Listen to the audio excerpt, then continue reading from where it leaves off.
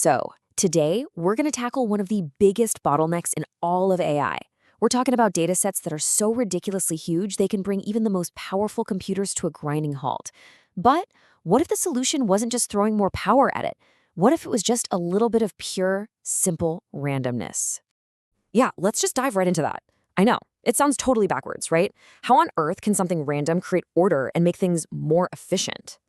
Well, stick with me, because as we're about to see, sometimes the smartest path through a crazy complex problem is, well, a randomly chosen one. The main challenge here has this super dramatic name, the curse of dimensionality. But don't let the name scare you off. The idea behind it is actually pretty easy to wrap your head around.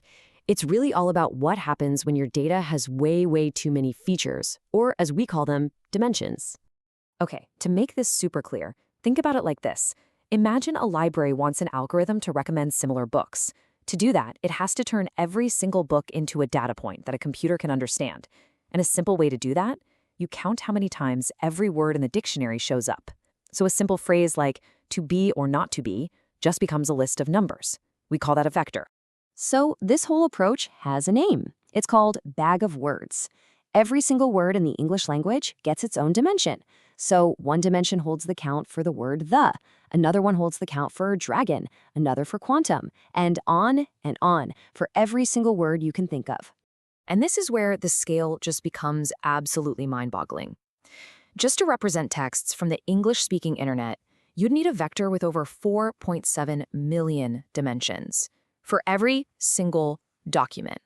Now, just try to imagine finding how close 2 points are to each other in a space with 4.7 million dimensions. It's a computational nightmare. All right, so faced with this massive problem, what did people do? The logical first step was to try and, trim the fat. You can't work with millions of dimensions, so you got to shrink that number down somehow. Well, the classic go-to method for this is something called principal component analysis, or PCA. The idea is really smart. Find the dimensions that have the most information, the ones where the data is most spread out, and you just keep those. It's this methodical process of finding the absolute best, most informative way to look at your data. The only problem, for gigantic data sets, it is painfully, incredibly slow. And this table just lays out the whole story perfectly. On the left, you've got PCA. It's carefully looking for that perfect angle on the data to get the best possible average result. But then look at JLT on the right. Its goal is different. It's not aiming for perfection. It just wants to make sure the distances between the points stay roughly the same. It gives you a good enough answer, guaranteed. And the trade-off? You see it right there on the bottom row, speed. JLT is built for the kind of scale where PCA just completely breaks down. So, this brings us to the big breakthrough, this kind of brilliant, kind of crazy idea. Instead of spending all that time and energy meticulously searching for the best dimensions to keep, what if we just pick them at random? This one question changes the entire game. It's the moment we pivot from this heavy, brute force analysis to something that feels way more elegant, almost like magic. And the answer comes from this really powerful mathematical idea from way back in 1984. It's called the Johnson-Lindenstrauss lemma.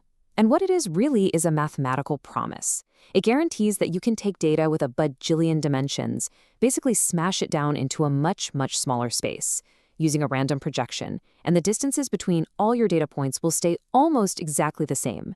It's wild. And this is the part that just blows my mind. The size of your new compressed space has nothing to do with the original 4.7 million dimensions. It's totally independent. Whether you start with 10,000 dimensions or 10 million, you can shrink it down to just a few thousand, and the math works perfectly. This is the secret sauce to its unbelievable speed. Okay, so how does this random magic actually work in practice? Well, it's actually way simpler than you'd think. Let's just, walk through the steps. So you start with your enormous data. Then you literally just generate a grid of random numbers. That's your random matrix. Step 3 is just basic math. You multiply your data by this random grid. And that's it. The result, the output, is your brand new, much smaller data set where all the important relationships between your data points are still there. The absolute best way to picture this is to think of a shadow. A shadow is just a 2D projection of a 3D object, right? You lose an entire dimension, but you can still easily tell what the object is from its shape and its outline. JLT is basically a mathematically guaranteed version of that shadow, one that works even when you're going from millions of dimensions down to thousands. Right, so this is way more than just some cool theory from a math textbook. The Johnson-Lindenstrauss transform, or JLT, is a total powerhouse that's been evolving and being used in the real world for decades now. It all started back in '84, but it didn't stop there. Researchers kept making it better. They figured out how to use random matrices that were mostly full of zeros, which makes the math even faster. Then came fast JLTs and a whole bunch of other clever versions that are still pushing the limits of just how fast this can be. And the applications are, well, they're everywhere. This is the secret engine that speeds up everything from finding similar products on a giant e-commerce site to detecting fraud. It's a key part of machine learning, data privacy, but that last one is my favorite.